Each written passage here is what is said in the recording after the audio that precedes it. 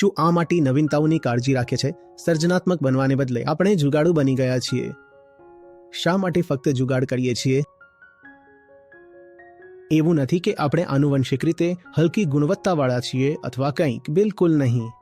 એ જ ભારતીયો જ્યારે બહાર જાય છે અને અનુકૂળ વાતાવરણ મેળવે છે ત્યારે તેઓ માત્ર અન્ય દેશોના લોકો જેટલું જ સારું નથી કરતા, પરંતુ ઘણી વખત તો વધુ સારું કરે છે. બસ એટલું જ કે અહીંનું વાતાવરણ, સંસ્કૃતિ ગુંગરામણવાળી છે. તમને નાના અને ગૌણ અનુભવ કરાવવામાં આવે છે. તમે આગળ વધવાની હિંમત કેવી રીતે કરો? તમે મોટું વિચારવાની હિંમત કેવી રીતે કરો?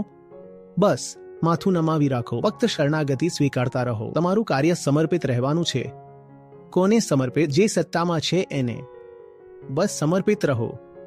નીચા પડો. આ રીતે મહાનતા આવતી નથી. એવા વાતાવરણમાં તમારી મહાનતા હોઈ શકતી નથી જ્યાં તમે પ્રશ્નો પૂછી શકતા નથી. જ્યાં તમે 2 વર્ષની ઉંમરે પહોંચ્યા ત્યારથી જ માન્યતાઓથી ભરેલા છો. મહાનતા માન્યતાઓ પર સવારી કરતી નથી. મહાનતા માન્યતાઓને નકારી કાઢવાથી આવે છે. અને જો તમે તેમને સ્પષ્ટપણે નકારી શકતા નથી તો ઓછામાં ઓછું તેમને પ્રશ્ન કરો.